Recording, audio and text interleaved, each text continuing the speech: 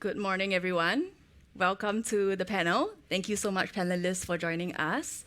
So today we will be talking about redefining the fanverse in the Gen Z era. We're all not part of Gen Z, so let's try and attempt to talk about this topic. We can say anything. But I guess all their audiences are Gen Zs, millennials, and more. So let me introduce to you our panelists. We have Maureen Fan, who is the co-founder and CEO of a animation studio, Baobab Studios. Yes. Her studio has won multiple awards, including Emmys, which is impressive. Then we have Kun Gao, who is the founder of a very popular streaming service. Some of you might have heard Crunchyroll. He's also started Forge, which is a gaming loyalty and rewards platform. Next to him, we have Patrick Lee. Patrick Lee's company is probably one of the more famous, I would say, critic review platforms, Rotten Tomatoes. So he joined it as the CEO in 2000, correct? Yep. Yes, okay. So most of us would probably go to Rotten Tomatoes to look for reviews of movies before we even watch it. I'm definitely one of them. And next to Patrick, we have Kevin Lin. So Kevin Lin is one of the two people, co-founders behind Twitch. So Twitch is a social live video platform. Lots of Gen Z and millennial gamers actually use it to live stream, and lots of Gen Z actually audiences watch it, hundreds of millions of audiences every single month. So welcome, panelists. Thank you. So let's start with a round of quick fire questions because this topic is supposed to be more fun, more dynamic. All right, Maureen, let's start with you first. If you could inhabit any fictional universe, film, movie, game, or anime for a week, which would you choose and why? Lord of the Rings, for sure. Yes, I'm learning to speak Elvish right now. My cat's name is named Luthien, for you guys know Luthien and Beren, the predecessor to Aragorn and Arwen. Because almost every single game right now I think is derivative of Lord of the Rings, orcs, elves, like all of that stuff. And it's so beautiful because I think I would love to live in Hobbit where it's peaceful and believe that the rest of the world is not at war, Mordor and all that stuff. And I think elves are the best race ever. I would love to be an elf. Yes. Nice, very nice. Who agrees with her? Who wants to live in Hobbit land or be an elf? Yeah. What about you, Kun? I think Star Trek. Star Trek. Because it has a really utopian vision for the future. One that is beyond just finance, and everyone focuses on doing what they're super passionate about. At the same time, they still have to deal with all the realities of the real world. Very nice. How about you, Patrick? Wow, that's an interesting question. I think One Piece, just because I'm a fan. Oh. Yeah, I could eat like a devil fruit and have some kind of superpowers and avoid water. How about you? How about you, Kevin? Man, going last is a bummer. I was going to say Star Trek.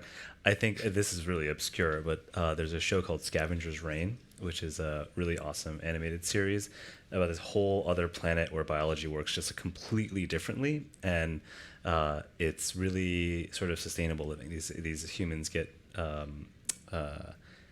crash landed on this planet and figure out a way to integrate with it in a way that just utilizes the resources really naturally and so on. It's pretty cool. But yeah, Star Trek would have been I prefer optimistic view on the world these days. How about a recent film, anime, or game that you would recommend to the audience here right now? Everybody seems to be very interested in the topic. What about you, Kevin? Let's go with you first. I really like this show called Kaiju Number 8. It's like quite popular these days, but I like it because it's really current. It's basically about this human who merges with this kaiju. Human and kaiju are as usual in battle, but this human merges with a kaiju and sort of unlocks power that way and can transform into kaiju. And the humans are trying to figure out, like, what do we do with this thing? It's like, it's essentially probably the most powerful weapon that you can imagine, but it's out of control, or you don't know how to control it. And so, do you destroy it? Do you embrace it? Do you try to ally with it or not? So I think it's kind of an interesting current topic, although that's I guess through the history of humanity, but it's pretty well done. Yeah, and actually for that one, I just finished watching as well. It's cool. A lot of times when they show the kaiju, they start playing a very Godzilla themed like song and stuff that literally sounds like Godzilla. You know? Yeah. For me, I would say Demon Slayer. So I watched the first season and then the movie, and it kind of fell off at the time because I had a kid and got married. But then because the movie came out and it's doing so well in the US that my wife was like, hey, we should go watch it in the theaters. So we spent like over a week trying to like catch up on seasons like 2, 3, 4. I didn't finish 4 by the time I had to go watch it in the theater. I had to go watch a recap video on YouTube at double speed before, and then go in the theater to watch it. But it's pretty cool. And the thing that's really amazing about Demon Slayer is it's like one of the only ones I've seen where you have to watch the episodes to then watch the movie, to then watch the episodes again, and then watch the movie. And normally with like I don't know, One Piece or Naruto or these other ones, the movies tend to be like parallel to the seasons, and they're kind of like really nice filler, and that's it. But this is the one that they actually forced it to be part of the viewing experience. And I think Demon Slayer, the first 2 movies are like the top 2 movies ever in Japan for anime. So it's working. Also, Crunchyroll, when I went to watch it, they had a huge Crunchyroll like thing where they distribute it. So that was cool. Yeah. Very cool. How about you, Kun? So I just moved to Hong Kong about a year ago, and I've always loved Hong Kong cinema, and I think really enjoyed Kowloon Walled City with Louis Koo. I think that really has cultural significance, and also it's a very interesting blend of different techniques. There's a lot of like almost manga or animation techniques, even though it's a live action, and I thought that was really, really well done. And last but not least, Maureen. I'm right now consuming a ridiculous amount of Korean content, especially K-dramas. And my hypothesis about why this part of the Korean wave is because it's unabashedly female. So all the top K-dramas are written by a handful of ajumas, middle-aged women, and they write about romance in a way that is not taken as seriously in the West. Because in the West, it's like Hallmark Channel or soap operas considered lesser, versus in Korea, it's like unabashedly feminine about these relationships, romance, and with high production values. So I feel like it's speaking to me, and it's made for me, whether it's K-pop to K-dramas, and also webcomics, so webtoons, primarily female audience, as well as I'm reading web novels on Riddy as well, using the Google Translate thing, because I'm trying to learn Korean as well, but yes. So what would you say is your favorite K-drama then? Well, everybody Crash Landing on You. It's like North Korean Jason Bourne is amazing, but also Alchemy of Souls and Healer and so many. And on and on and on. Fanverse. The list goes on. Yes. Okay, so in one sentence, can you actually define what it means to, what fandom means to you in 2025? I think it means falling in love with any piece of IP, whether it's games, movies, TV shows, books, or just like a music video. It doesn't matter, just any piece of IP, but that there's a community around it, so it's part of your identity, and you feel like there's others in the world that you belong with.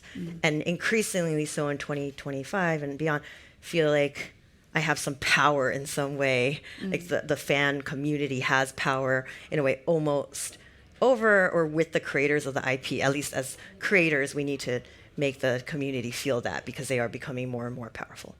And how about you, Patrick? Do you agree with that?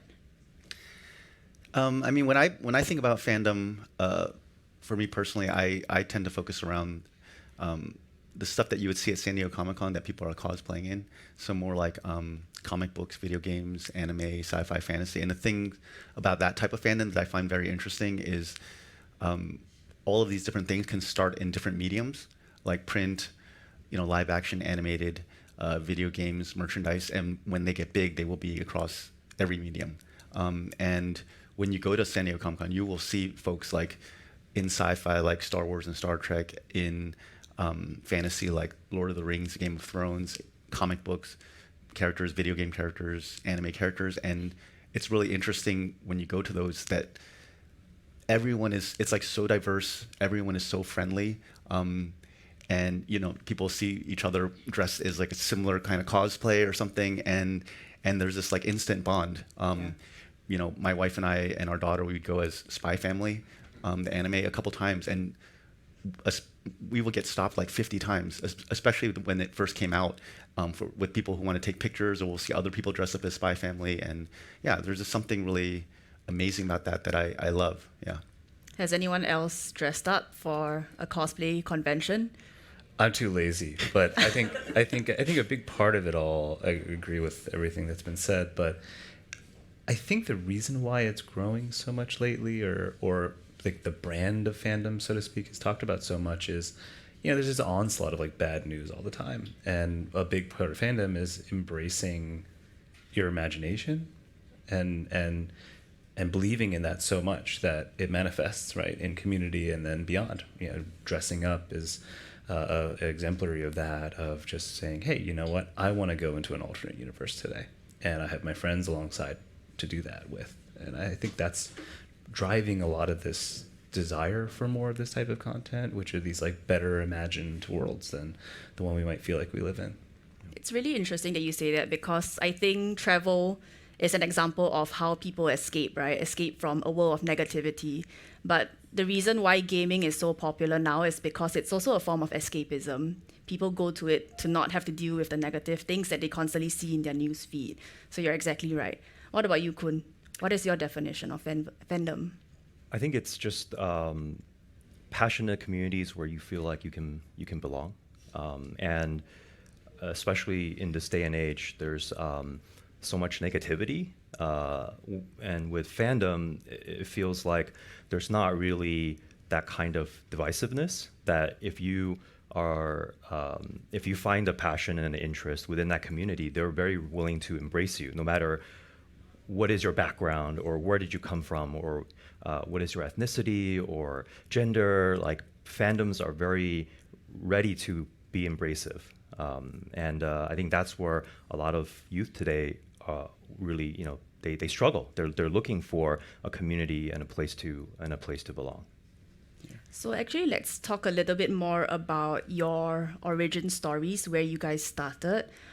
Because I think for the audience, you know their platforms, you know their brands, but not necessarily you know the founder or who they are.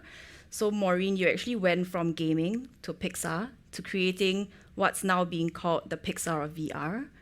You started it with the aspiration of trying to create a company to rival Disney, which is huge in ambition, but you've already won 10 Emmys for your animations. Can you share more about what's so fascinating about what you're trying to achieve with Baobab? I love animation, and I love animation because of what you were saying about negativity or youth and growing up. I feel that when we were young, we thought we could be anything, but something happens as we grow older. We conform to societal values of fame, money, fortune, beauty, and we forget that dreamer in us. But the reason why we go to the movies and why we play games is to experience worlds and characters beyond those we can experience in our everyday lives in a way. And it's actually what makes us most human, because storytelling is how we live in other people's lives. Like, what would I do? Would I be like Han Solo when the time came to save the world? Putting you under pressure, imagining what you would do. But animation is superior to live action because while live action is still constrained by reality, animation is only constrained by the creativity within our heads. And so I want everyone to watch animation because it reminds you of that invincibility feeling when you were 5, where you thought you could do anything. And I think that's in games and in movies and all different mediums. So right now, I mean, I started off in games, but my love is animation and especially film. And our business model right now is we create original IP on Gen Z platforms such as Webtoon, Fortnite, Roblox, see if people like it. If they like it, I invest more money to grow that audience larger. And then I take that audience transmedia to monetize them.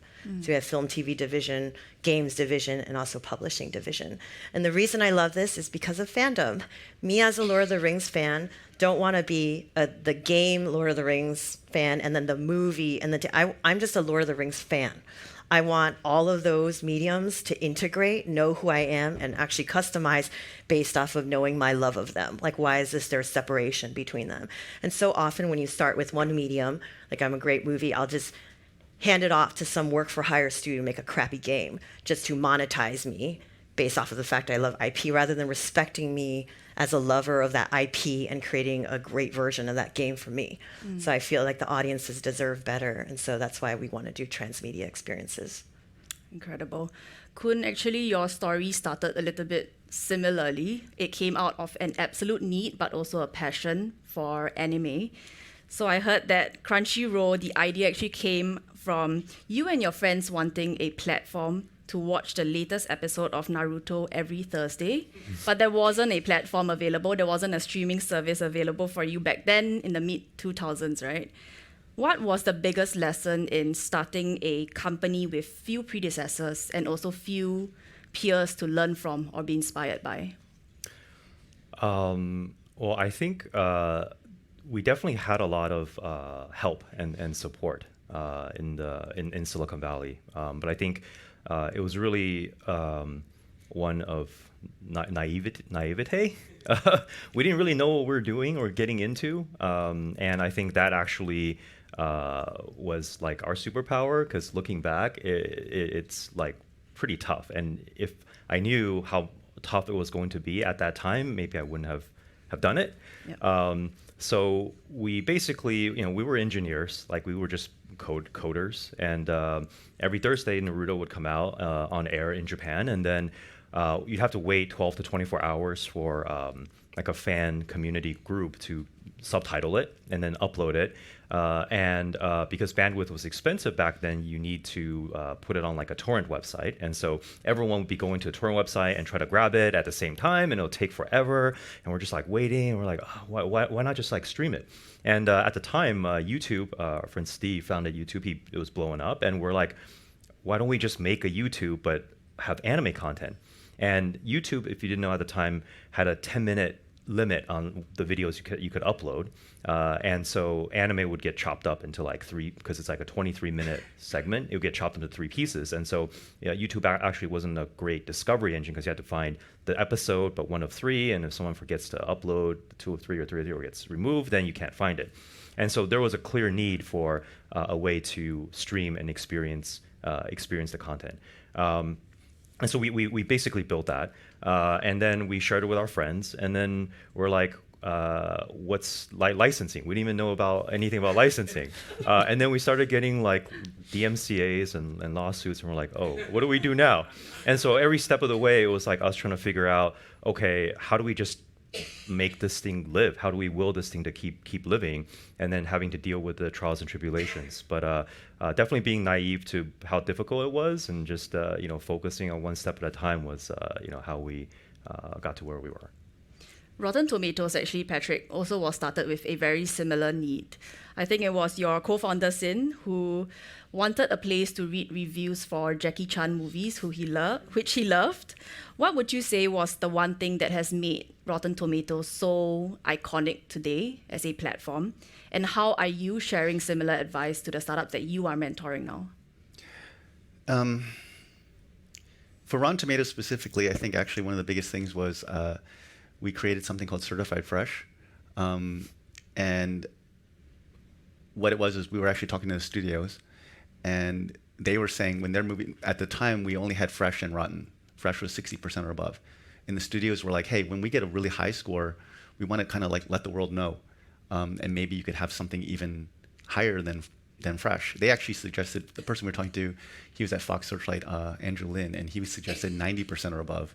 But we ultimately settled at 75, which is like 3 out of 4 critics recommend seeing the movie, as like this higher tier. And we created it, and what we found was very soon afterwards, the studios would take that and put it into their posters, put it on their DVD covers, put it on the billboards, and most importantly, put it in the trailers. And so, there have been like Mission Impossible trailers with Rotten Tomatoes in the middle of the trailer playing at the Super Bowl. Even right now, I think, was it one battle after another? Like, if you go and look, like all on Instagram or anything, everywhere, there's like a Certified Fresh, like right in the middle of it.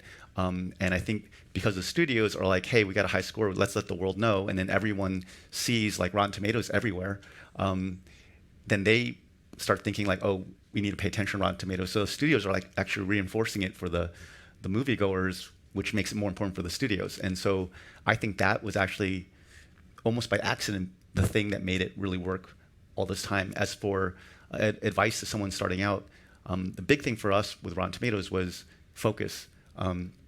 We raised money in 2000, the market crashed like 2 months later, and we had to let go of from 27 down to 7 almost immediately. And so we were forced to only do movie reviews. But because we only focused on that, I think we actually ended up bigger. And generally, like almost every company I can think of that got really big, they start off really super focused, like Crunchyroll for anime, Twitch for games. And actually, I think if we tried doing more, reviews for everything, I don't think we would have been as big. Thank you. Thanks for sharing that. Kevin, you mentioned going from beverages to a zoo to gaming, but I know you're not that keen to talk about animals. So let's talk about Twitch, which is at the center of millennial and Gen Z gaming. It's the platform that, as I mentioned just now, hundreds of millions of them actually go to watch gamers play live. It was sold to Amazon in 2014. But how has your experience there and now with Metatheory shaped your view of fandom? Yeah, I mean, Twitch, I guess, is at the core really a fandom community, but the atomic unit is the human, is the creator. And we were pretty early on, very similar to Kun's story. I mean, our original website was Justin TV, which was one guy, Justin Khan, streaming, very larger than life dude, streaming himself 24/7, and that transformed into a platform where people could do that for free. A big part of it was it's this sort of philosophy of can you democratize broadcast, and it worked. It was very expensive. We also grew up at the same time. In Great Recession happened. We were really under this pressure chamber to figure out what do we do with this thing, and it wasn't until we started digging into gaming where we realized, creators are like, there's this thing going on with this gig economy or sort of individual direct to consumer system where you could reach audience without any additional platforms aside from one, no other middlemen in the way telling you what to do or helping you monetize. And then we built a number of features based off of what creators really wanted. We were very early at the time. YouTube had released their advertising-driven business model for partners. We adopted that since it was sort of state-of-the-art at the time. But what we learned from creators was they actually wanted to figure out some direct monetization, patronage. And what was going on in the East, particularly out of Japan and Korea, was donation systems. And we saw it too. There was all these third-party PayPal, chip-in, all these widgets that we allowed people to put on our site to monetize directly, but there are all kinds of issues around donations, most notably that creators didn't want to keep shilling, and so we built subscriptions. They wanted consistency of revenue and so on, and that really taught us that, there was this belief at the time, which albeit relatively new, was the scaled system for fandom at the very human level. And I think this is a common misperception about Twitch is, it's about the game, it's about pro players, all this stuff. Actually, it's connection. It's really about the human as the campfire. They could play anything. These days, a lot of talking head content. Actually, the number one category on Twitch is mostly just talking head content, or people walking around, a city, streaming themselves, doing whatever. And that's something I think we understood internally, but a lot of people in the industry, even to this day, still don't understand that it's about believing that a singular person can take you to a different place. And it works. Obviously it works. And then that's since expanded dramatically. But I think, takeaway for going forward, I really believe in this space. And I think it's been grossly underinvested. I think the creator space, from a tooling perspective, from a data understanding perspective for the creator, to general support and ensuring deep engagement with fans, and ideally better connective tissue between fans themselves, so that you're not always, one of the big problems in the creator space is you're always on. You might have a small team around you doing editorial or cutting up videos for marketing elsewhere, but it's on. It's a highly demanding, stressful job, and so I think the tooling will become better and better over time. Just staying on you a bit, so you obviously have experience with Twitch and now Metatheory, where you're developing games. What would you say is the Gen Z audience's definition of quality content? That's interesting because you look at like Roblox, and I think if you just purely from an eyeball visual perspective, it's just like, oh my God, why does anybody do anything in this platform? But so much of the quality of the content is simply it's No one from Roblox here, right? Yes, sorry, and I love Roblox. I think Roblox is great. I don't think anybody disagrees with me, right? It's getting better over time. I'll say that. But it's just so simple, right? It's so basic, and even Minecraft, where I think if you talk to millennial or Gen X audience, they're like, why would people play in this like really pixelated voxel world? Like it's so basic, but people love Legos. Legos super basic too. And so I think there's this general misunderstanding. Like, well, there was. I felt this in the industry. People were like, oh, no one's going to live in this world, right? But they did, and a lot of what Roblox did right was the quality of the content per se. And I think content is an interesting word, right? So much of content is an experience. And I think a lot of people think about it as like, it's the audio visual output. I think what's really cool about Roblox is they built tools where the content itself is not really the visual side. It's play. And me making a game with Patrick and suddenly being like, yo, Kun, come check this out. And Kun's like, oh, you're doing this all wrong. You should add this. And then we do that. And we're like, oh, this is more fun. Hey, Maureen, come check this out. And all of a sudden, everyone's kind of doing stuff together. It's kind of content, right? The output is the journey. And I think that's really one of the things that Gen Z and Gen Alpha likes. They grew up with this stuff. They grew up with Roblox and Fortnite and now AI tools where you can piece together the story from your mind without, quote unquote, having the skills. And I know that's a very controversial thing, but I think it's really, good for the future of fandom as a broad statement on engagement with each other. And Maureen, you actually have in 2024. You actually announced that you partnered with a Theory, I believe, or 9 Stories, to convert a Roblox game into a TV series. Can you share a little bit more about that? Do you agree with what Kevin is saying? I do. Slight disagreements, but so so before my company, I was vice president of games at Zynga. I reported to CEOs Mark Pincus and then Don Matrick, and I was in charge of the Farmville franchise. How many of you guys have played Farmville? No Farmville. You're welcome, or sorry. But it's 120 million monthly players and $3 billion business. And people made fun of us from the AAA gaming ecosystem. They're like, oh, this is a casual games. Those aren't real games. I'm like, you're welcome for turning many people in the world who did not consider themselves gamers into gamers. And now gaming is the number one way people spend their free time.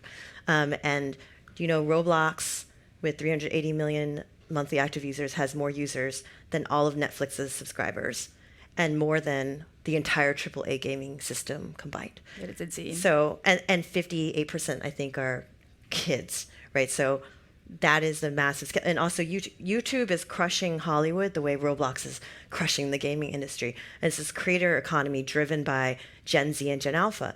And what you're saying about quality, a lot of these kids go on because it's the social experience. That's why they're doing it. It's not like, I really just love this game. It's instead, the sad thing is instead of hanging out in the real world, they like hang out online, but that's their meeting space to do something together while they're talking like in Discord or chat tools aren't great yet on Roblox, but talking to each other on that. So quality is almost, it's being social, being able to play with each other, boiling gaming down to its simplest form. Same thing on YouTube. We oftentimes argue in my company, would Stranger Things do well on YouTube? We don't think it would. So that's like quality, but that's not made for that platform. That's not why people go onto YouTube to watch quality long periods of time content. And every single time YouTube tries to create premium content like YouTube Red, it doesn't go super well. And so to be a creator, though, like you said, it's about consistency. You need to keep on feeding the beast. Right now, a lot of people in the community YouTube are talking about Guinevere, I can't remember what it's called, by Glitch, the people who did Digital Amazing Circus, which is oftentimes held up as an example of a YouTube birthed show. But people don't realize that that was funded because the business model on YouTube is very difficult. All these Gen Z platforms are awesome at engagement and eyeballs. They suck at monetization unless you're at the very top. So you have the merchant Feastables, right? Mr. Beast gets so much more money outside of YouTube than on. So, but how did Mr. Beast win? He he was like a product manager in a way for YouTube, watched hours and hours of YouTube to figure out how to game the crap out of that algorithm and doing whatever it takes, whatever vile tactics, not necessarily originally like I'm a director creative, but it's about that consistency over time. So Glitch, the studio that did the Digital Amazing Circus, their new thing is doing really well, but it's like, is it because it's quality or is it because they spent years and years experimenting that now they have a huge subscriber channel that they can funnel to the new show? So it's so much more about like people think it's if I just put something quality on there, it's going to go viral, it's going to do well. That's not. It's about consistent hard work over a long period of time of incredible toiling. So these creators are just like putting in the hours. I know I went off topic, but yeah. Sorry, I want to jump in real quick too. The other thing with a lot of this stuff is, when you look at the social media platforms, when you look at Roblox and Minecraft, there's all UGC, like user-generated content. And when you have that compared to stuff that's coming out of the studios or AAA games or whatever, you're talking like a million X or something, the amount of content.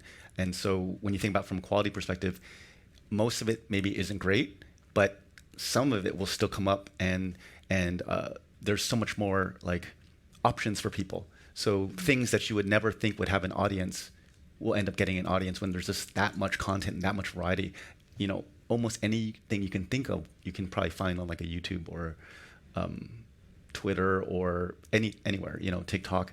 And so I think that's part of it too, is just there's so much more stuff, more ways for people to share it, more ways for people to go direct to other, viewers and stuff, that some of it will float to the top, and there'll be things that get really big that you would never expect. We also talked about, I think during the prep call, we talked about how K-pop Demon Hunters, we don't know whether it would have done as well if it was released in the cinemas first as opposed to Netflix. What do you guys think? Do you think it would have done well or not? I don't think it would have done. I mean, Hollywood is debating this right now. I don't think it would have done as well because there's so much pressure on opening box office weekend that, first of all, the reason why Sony decided to go Netflix instead of going theatrical is they had decided, based off of some previous original IP that went out, like Migration, and I can't remember the other one, that failed in the theater. Not failed, but didn't do as well. They decided that original animated content wouldn't do well in the theaters. So that's why Sony decided to go Netflix and to go streaming. But the nice thing about, so let's say original IP goes into the theater and no one has heard of it, would the marketing have been good enough to get you to go out into the theaters for opening weekend? And if not, would the theaters have then, decreased the number of theaters that would play it over time? Versus Netflix, I'm in animation, so I watched it right away, but it took a little bit of time for it to grow, like secondhand word of mouth for it to become really huge. So I don't know if the theaters would have had the patience necessarily to do that, but I don't know, because I do wonder if Frozen was released on Netflix, would it have been as successful?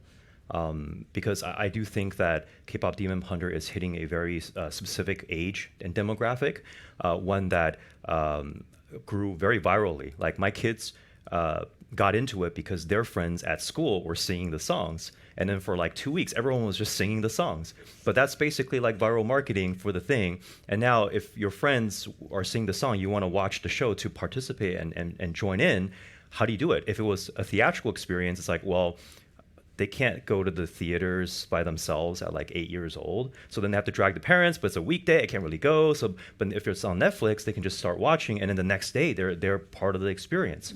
So I do think that the global accessibility of Netflix made that show very popular. And I also think that similar type of genre would also work coming from like Disney. But like then they did the sing along, right? Yeah. So then capitalize on that, which is awesome. But like I have kids that age, so if it is based off of IP that they do know about, like in the parents groups on WhatsApp, they're like, "Oh, Dogman thing is coming out. Let's arrange a whole parent group of kids going out together." But that's because they already knew about the IP elsewhere. So it's interesting. But I hope that there's still a chance for original IP to come out in cinema, because it's just sad. if yeah. during the call, we actually also spoke about how so much entertainment innovation comes out from Asia as opposed to other parts of the world. So things like anime, K-dramas, K-pop, your favorites, PUBG, webtoons, VTubing. Why do you think that's the case? Maybe we can go to Kun. Well, in the case of anime, I think animation is really a medium that's kind of the end result of this creative process. And the creative process, for the most part, historically has come from manga. And with manga, I think a lot of people don't realize that manga is basically like one creator and drawing something that they're really passionate about and telling a story. And there's, thousands and thousands of, hundreds of thousands of creators in Japan because they're used to drawing like a 2D comic and then telling a story. But that form of like authenticity and content creation essentially is the analog version of like a YouTube, where people are just they're creators, they're creating content, and then what gets a following and what gets audience passionate about it then gets bubbled up to the top. And I think in the West, that creative process has, for the most part, become like a collective process where there's a lot of people weighing in, and at the end of the day, the result might not be as authentic as something that comes out of say the East. So in the case of animation and manga, it's really one creator, and when that manga becomes popular, then they will literally take like shot for shot, keyframe for keyframe translation into an animation. And at the end result is something that fans are already engaged in and is from an authentic perspective. So I think that part of authenticity is something that the East has really figured out, has really worked, and we're seeing that in different forms now across the globe. And for gaming, what about you, Kevin? What do you feel about the gaming industry? Are there a lot of innovations coming out from there that's coming from Asia? Recently, obviously, there is the Wukong, right? Black Wukong from China. Right. Yeah. So Black Myth Wukong, if you didn't follow it, was this really incredibly beautiful game in terms of the quality I talked about earlier, of like perception of quality, high resolution graphics, amazing animation, amazing storytelling. And they did it with, 1/5 of the team, or maybe even more efficiently than that, than you would get in America or Europe for a similar game quality. So much lower budget, much faster build time. And people were just sort of like really mind blown. How did they do this? I think that, these days the visual quality is not that important. It is valuable if you can do it, but it's incredibly expensive to do high resolution graphics and animation. So that's, side thought, AI is making that faster for, better or worse, depending on your perspective, but it is going to make a lot of that more available to more people very quickly over time. So yeah, I think the Asia innovations largely had been from a monetization perspective. These sort of gotcha boxes, loot boxes that are now being regulated across the globe were a great way to drive billions in revenue for products a year. And what you're seeing, I think, in the West now is a demand for a new model, because they're kind of tired of this model. There are these games like Coin Master, which Scopely copied for Monopoly Go. There's these big titles like Whiteout Survivor that are roughly all the same. They pressure you to pay for more time or to pay to speed up the game, offer you tons of gotcha boxes, all these different level up mechanics, multiple currencies, and everyone's kind of copy pasting that model for the last decade. And the Western players are getting tired of it. They want something different. And this is a huge topic in the industry now. Publishing in general for PC console titles is totally upside down. People don't know really how to do it anymore. It's very inconsistent. Random games like Black Myth Wukong that come out without too much budget, but beautiful game. You get creators marketing it and so on. Now, creator marketing is also inconsistent, unpredictable, hard to match. So I think you'll see some new innovations coming out soon. But yeah, traditionally, not only sort of efficiency on the production process of games were coming out of Asia, but a lot of different business models. So I hope new ones come out in the near future. Maureen, can I get you to add on that actually? How does a strong fandom turn a character or a story into a global multimedia franchise from rides, roller coaster rides, to merchandise, to games, and etc. Yeah, so there's for every IP, because, okay, so we do transmedia, and then it's very stressful because my game team is like, why do I have to care about what the film team is doing? Because it's hard enough to make a hit in one medium. Like, you're going to shackle me. So we boil down to what is the biggest essence of that IP that must be consistent across all the things. And I think it's interesting when you are oftentimes converting a game into a movie, for example. So you have this fandom that loves that game, but there's not always that much IP in the game. It's like bicycles or pets or angry birds or, like things like that. And sometimes creatives in the film industry are like, I don't want to convert that because it's based off of something else. It's not original. But I'm like, it's such a blue ocean. It's like birds. You can make something. This is me as a business person. Like, look at all the monthly active users. Just convert them. We've acquired the exclusive rights to a lot of the top Roblox games. This is why I'm mentioning this. But if you have that core base fandom that is in love with that experience and IP, then when you then do take it across the different mediums, you need to make sure that you are still listening and serving that core audience. So I feel like, for example, Hollywood has made a lot of crappy game adaptations in the past, which is why there wasn't a lot of trust between the film and game industry.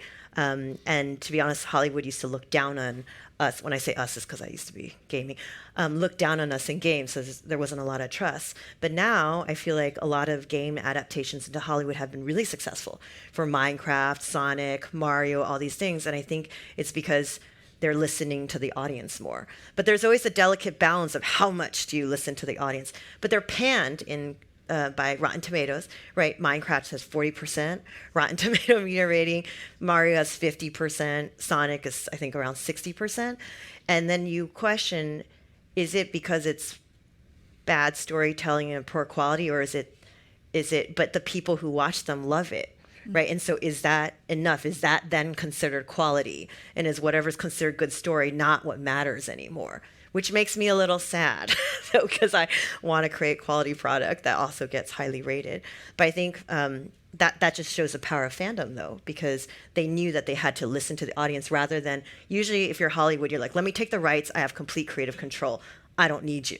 I'm going to impose my view of the IP onto you. Versus now, they're realizing they need to talk to the communities and the influencers and the creators to make sure that they're almost catering, serving the audience even more. But I think sometimes you have things like Last of Us or Arcane that's not just, in a way, pandering to the audience and respecting the audience and actually elevating it to an even higher level. So then it's both high quality and also successful at the same time. The translation from one medium to another medium is a really interesting topic, and I think we can go down the rabbit hole on that. And I actually wanted to ask about how a lot of anime adaptations into live action are usually very unsuccessful, but I think One Piece was a good example of how it succeeded. Kun, maybe, or Patrick, I know you're a big fan of One Piece. What would you guys comment about why it succeeded? I mean, One Piece, the Netflix show, I think they did a decent job. They actually worked directly with the creator and got approval on all like the casting and everything like that. And so it stayed very true. I would say a lot of the adaptations, Kun would probably be able to speak on this as well, is they're very low budget a lot of times, especially compared to like Hollywood. So when you see an Attack on Titan, the anime looks so beautiful. And then I didn't actually watch the live action, but I saw a trailer and it just looks really, really cheap. But if you look at Hollywood, they've been able to do things that are essentially like anime adaptations, like Edge of Tomorrow or Pacific Rim. Those are basically like live action anime, and did a decent job with those. So I think part of it is just the budget and kind of understanding the story and everything. Anything to add to that, Kun? I think it just comes down to being authentic to the community and to the IP itself, and that's something that's kind of difficult if you don't really love and live that fandom. I think fandom is really more about not something for everyone, but everything for someone. And so I think the ones that have had more success have been involving people who truly love and understand the IP and the community, and they're making a film not for everyone to make money off. They're making a film because that's the film they wanted to see themselves. And so usually I think that coming from that kind of place is where you get the ones that do end up being more successful. So we are just out of time, exactly. But just to wrap up the conversation, for those who are curious here, what would you say is the next business opportunity or next big trend in your industry that you would like to highlight? Maureen, let's go with you first. We do transmedia, so I think merchandising, I guess, there's all these Gen Z communities, right, that are great at eyeballs, great at engagement, but not super awesome at monetization. So whether it's Mr. Beast or Roblox trying to help increase monetization by allowing you to sell merchandise directly on their platform now, but the ability to be able to customize and create merchandise to monetize these influencer or these fandoms, I think is huge. And I'm looking for innovation on the merchandise side. Wow, merchandise. What about you, Kun? I think AI is the biggest topic, and there's just so much to explore. My current company, we use AI to help make communities and online spaces more positive, more inclusive. But if you look at the real impact, I think it's really going to be on the creator side. Historically, to make a good manga, which then gets turned into animation, you have to be good at two things. You have to be good at drawing, which is not easy, and you have to be good at telling a story while you're drawing. So you have to be a good storyteller and a good artist. But today, with AI, you don't have to know how to draw to be able to tell an amazing story and present it in a medium that a lot of fans will enjoy. So I do think that that's going to cause a explosion of creativity. Now you have video generative AI that's able to tell short form stories where maybe you're not good at shooting content, but you can make it with prompts and with some passionate story behind it that's going to be widely consumed by a lot of people. So I think AI and the impact of that on expanding the type of what we consider to be creators is going to have a huge impact in this space. Patrick? Yeah, I mean, I would say with AI and what Kun just said, we've already had an explosion of content with like social media and everything, and AI is going to probably 100x, 1000x that. And so, something like a Rotten Tomatoes or some way of actually sorting through all that content is going to be more important than ever. The other thing I would say is, when I look at like the music industry and with Napster and the MP3s, and you couldn't make money so much from selling CDs anymore. Right now, they all do it through live performances. And I think one thing is more important than ever is actually getting out and meeting people and seeing each other. So I think like live experiences, location-based entertainment is going to be really big, moving forward. And finally, Kevin? I don't know what to add. I mean, I agree with all these things. It's optimization of IP, right? I think, though, in my opinion, is very similar to Kun's. I think at the core, one of the biggest opportunities in the world right now is who's going to help build this, not necessarily single platform full stack, right? But how do you go from I'm a kid, I have an idea for a game, I have a friend who's helping with the story, I have another friend who's helping me with the drawings, and put it all together, figure out distribution. Distribution is going to become increasingly complex. You're going to need editorial, you're going to need curation, ideally that's also creator driven, right? You have tastemakers, influencers that are helping discover things for certain users based on what they are known for, what they like. But I do think that, the high level creation platform a lot of people are going for is gaming. How do you make a game? And again, there's so many inputs into a game: art, story, tech, systems design. There's so much, so it's complex. But can you build the YouTube of I can make a game very easily and help with the help of my friends monetize it very, very much directly, right? How do you flatten the structure that's causing so much pain in Hollywood, music, video games? There's just so many things you have to navigate and so many gates you have to somehow get through to become popular, to be able to even make some money. And even if you make it through those gates, you might not make that much money. So I do believe in this flattened system that AI will help really bring to bear. Thank you very much. Thank you, panelists, and thank you all for your attention. It's been great to have this conversation. Thank you. Thank you for attending the Milken Institute Asia Summit. Please join us for food and drinks in the foyer as part of the closing networking reception.